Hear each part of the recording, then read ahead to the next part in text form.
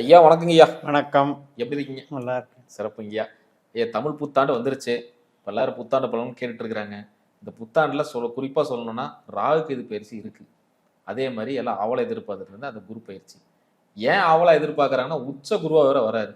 12 வருஷம் கழிச்சு இப்போ குரு பயிற்சி ஆகுறாரு. அதுவே ஒரு பெரிய விஷயம்னு நான் நினைக்கலாம். சுபகாரியங்கள் நினைக்கலாம்.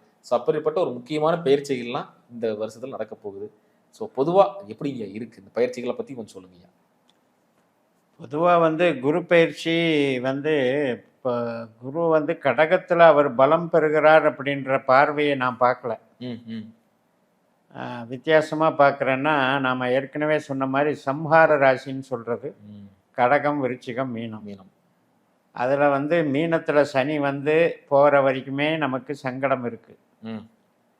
மீனத்தை விட்டு தாண்டுற வரைக்குமே போர்ப்பதற்றங்கள், பற்றாக்குறைகள், எரிபொருள் பற்றாக்குறைகள், அதுபோக வேலை இழப்புகள், நிறைய சனியினுடைய தாக்கம் உலகியல் ஜோதிடத்துக்கு பொருந்தும். இதில் குரு கனெக்ட் ஆகிறாருன்னு தான் நான் நினைக்கிறேன். கடகத்தில் வர்ற குரு என்ன செய்கிறாரு, காலச்சக்கரத்துக்கு 4ஆம் இடம், சனி 12ஆம் இடம். இது ஒரு மைனஸ் தான். ஆனால் நீங்கள் சொல்கிற மாதிரி உச்சம் என்பதை நான் எப்படி பார்க்கிறேன் என்றால், புனர்பூச 4ஆம் பாதத்தில் அந்த கடகத்தில் முதல் புள்ளியில் போகிற வரைக்கும் தான் அவர் அங்கே வர்க்கோத்தமாய் உச்சமாவார். அதுக்கப்புறம் பார்த்தீங்கன்னா பூச நட்சத்திரத்துக்கு வரும்போது அவருடைய அம்சம் சிம்மத்துக்கு மாறும், கன்னிக்கு மாறும், துலாத்துக்கு மாறும், விருச்சிகத்துக்கு மாறும். இவ்வளவு டெப்த்தாக நட்சத்திர ரீதியாக தான் அம்சத்தை பார்த்து தான் உச்ச நீச்ச வலிமைகளை கணக்கிடணுங்கிறது தான் விதி. ஆனால் ஜென்ரலாக நம்ம ஒரு மகிழ்வுக்கு சொல்லிக்கலாம், நமக்கு குரு நல்ல இடத்துக்கு வந்திருக்கார் அப்படின்னு. இப்போ தன்னுடைய ராசி கடக ராசியில் அந்த குரு தன்னுடைய நட்சத்திரம் இருக்கிற இடத்துக்கு வரும்போது இம்மீடியட்டாக நல்ல பலனை கொடுப்பார். அது கிட்டத்தட்ட ஒரு 3 மாதத்துக்கு ஜூன்லேருந்து பார்த்தீங்கன்னா ரொம்ப அற்புதமான பலன்களை தருவார். அதில் சந்தேகம் இல்லை. இப்போ இந்த சனி கிரகம் இருக்கே, அவர் என்ன பண்ணுவார்னா புதன் சாரம் வாங்குவார், ரேவதிக்குள்ளே போவார். அப்புறம் குரு ஆயில்யத்துக்கு வருவார், அதே பூசத்துக்கு ஆயில்யத்துக்கு வருவார். இந்த மாதிரி வரும்போதெல்லாம் கடகமும் மீனமும் ஒன்றை ஒன்று பார்த்து கொள்ளுகிறது. அதன் மூலம் குருவும் சனியும் ஒன்றை ஒன்று பார்த்து கொள்கிறார்கள் எடுத்துக்கணும். Super super. அப்படி எடுக்கும்போது 4-12ன்னு கணக்கு வச்சுக்கோங்க உலகத்துக்கு. 4-12. அப்போ 4-12 என்ன செய்யும் அப்படின்னா, தொழிலை இல்லாமல் பண்ணாது, ஆனால் தொழிலில் தேக்க நிலையை கொடுத்துக்கிட்டே இருக்கும். அதாவது வளர்ச்சி இல்லைங்க, ஸ்பீடாக வளர முடியல, போட போட பணம் போட்டுக்கிட்டே இருக்கு. இப்படிப்பட்ட ஒரு பொருளாதார நெருக்கடியை கண்டிப்பாக உலகியல் ஜோதிடத்துக்கு கண்டிப்பாக தரும். ஆனால் தனி மனிதருக்கு நம்ம ராசி பிரகாரம் பார்க்கும்போது அது நல்லது பண்ணும், வித்தியாசப்படும். இப்போ அதில் பார்த்தீங்கன்னா மேஷம், சிம்மம், தனுசு இந்த 3 ஜென்ரலாக மைனஸ்னு வச்சுக்கோங்க பொதுவாக. ரைட்டு. ரிஷபம், கன்னி, மகரம் இதுக்கு ப்ளஸ்ன்னு வச்சுக்கோங்க. அதே மாதிரி மிதுனம், துலாம், கும்பம் இதுக்கு பொருளாதார ப்ளஸ்ன்னு வச்சுக்கோங்க. ஓகே. கடகம், விருச்சிகம், மீனத்துக்கு அருள் சார்ந்தும் உறவுகள் சார்ந்தும் நல்லதுன்னு வச்சுக்கோங்க. இப்படி தான் பிரிக்கணும். சிறப்பு. அதே மாதிரி ராகுக்கு இது பயிற்சி அதுவும் நிகழப்போகுது, அதை பற்றி. ராகு இப்போ குரு ஜூனில் மாறும்போது ராகு டிசம்பரில் மாறிடும். அப்போ அது என்ன ஆகுது அப்படின்னா, அது ஒரு உன்னதமான இடத்துக்கு வருது. ராகு கேதுவுக்குன்னே ஒரு அற்புதமான இடம்னு எடுத்துக்கிட்டிங்கன்னா இந்த மகர கடகம்தான். அந்த கடகம் மகரம் அப்படிங்கிறது ஸ்பெஷலான ராகு கேதுவுக்கு உண்டான பலன். எதனாலங்கய்யா? அது அவர்கள் கிட்டத்தட்ட அவர்கள் பிறந்த ராசி மாதிரி.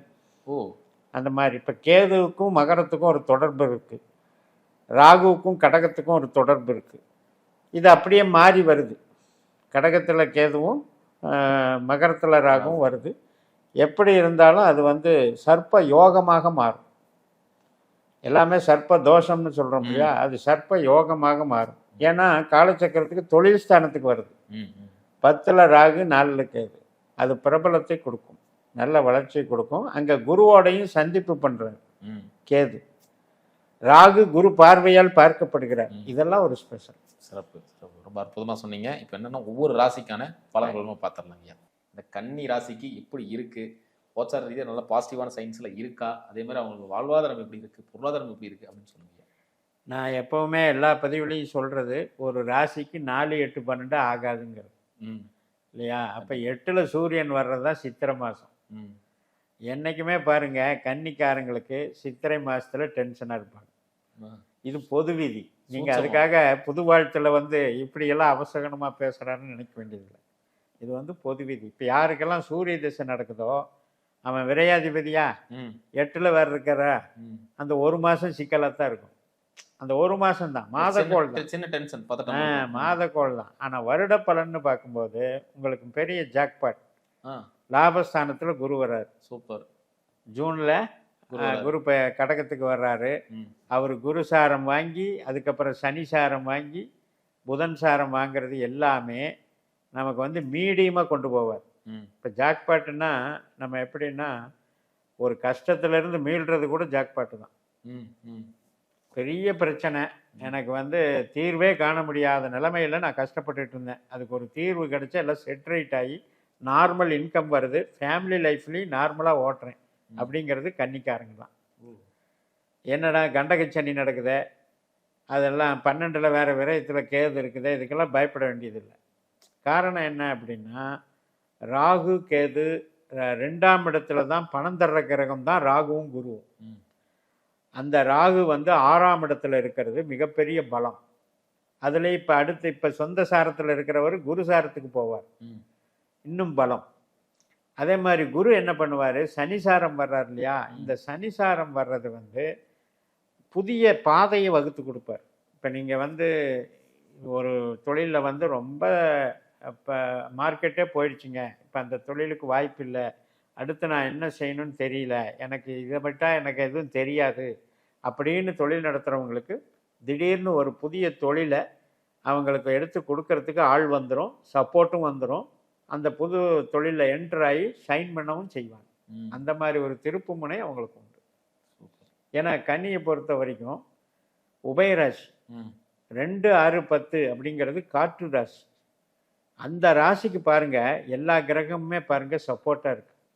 இப்போ 6ஆம் இடத்துல ராகு இருக்காரா, 6க்கு 2ஆம் இடத்துல சனி இருக்காரா, அதே மாதிரி 11ஆம் இடம் என்பது 10க்கு 2ஆம் இடம். அப்படி பார்க்கும்போது தொழிலுக்கு அருமையான காலகட்டம் இது. இந்த வருடம் அவர்கள் எவ்வளவு சிரமப்பட்டிருந்தாலும், எவ்வளவு கடன் தொல்லைகள் இருந்தாலும் அதையெல்லாம் சரிகட்டக்கூடிய அளவுக்கு தொழில் பலத்தை கண்டிப்பாக கொடுக்கும். கண்டிப்பா. ஏன்னா தலைமுறை வாழ்க்கையில அவங்களும் சொல்லலாம், ஆமா. நிறைய அவமானங்கள் சந்திச்சு தான் வந்திருக்கிறாங்க. இந்த அவமானத்துல இருந்து மீள முடியுமா? இப்போ இழந்த முடியாது. ஜென்ரலாக நம்ம கன்னிக்கு என்ன சொல்லுவோம், ஆகாத நட்சத்திரம் எதுங்கன்னு நீங்கள் நிறைய தடவை கேட்டிருக்கீங்க. அப்போ வந்து கேது சுக்கிரன்னு சொல்லுவேன். யாருக்கெல்லாம் கேது திசை நடக்குதோ, சுக்கிர திசை நடக்குதோ, இவங்களுக்கு மட்டும் அவங்க ஜாதகத்தில் கேது சுக்கிரன் கெட்டவராக இருந்தால் ம். அவங்க மட்டும் தொழிலில் எச்சரிக்கையா இருங்க. மற்றபடி ஒரு ப்ராப்ளம் இல்லை. இந்த சித்திரை மாதம் 1 மாதம் மட்டும் புது முயற்சிகளை தவிருங்கள். ம். ஏனென்றால் இப்போ எல்லா கிரகமும் நம்ம போன இப்போ இதில் பேசணும் இல்லையா, 6 கிரகமும் சேர்ந்து 2 ராசி கிடக்குதுன்னு. அது மாதிரி எல்லா கிரகமும் இப்போ மேஷத்தை கிடக்குது, ம். நமக்கு 8ஆம் இடத்தை கிடக்குது. அந்த 1 மாதம் அமைதியா இருங்க. வைகாசியிலிருந்து வைகாசி பிறந்தாச்சு, நம்ம வாழ்வு செழிச்சாச்சுன்னு இருக்கும், வளர்ச்சி கொடுக்கும். சிறப்பு சிறப்புங்க. இப்போ தொழில் பத்தி பேசிட்டோம். அதே மாதிரி இந்த கணவன் மனைவி இஷ்யூ அதெல்லாம் கொஞ்சம் கம்மியாகுமா? சனி இருக்கார் இல்லையா, நமக்கு வந்து 3, 7ஆம் இடத்து நட்சத்திரமே அங்கே தான் இருக்கார். சனியோட நட்சத்திரத்திலே சனி இருக்கார். அப்போ என்னன்னா ஒரு சலிப்பு, ஒரு விரக்தி, ஆனாலும் சேர்ந்து தான் இருக்கும் ம். அப்படின்ற மாதிரி. அது என்ன அப்படின்னா பிஹேவியரல் இர்ரெஸ்பான்ஸ்ன்னு எடுத்துக்கலாம். ம். இப்போ நான் காட்டுற அன்பு நீ காட்டல, ம். அதனால் எனக்கு சலிப்பு, ம்.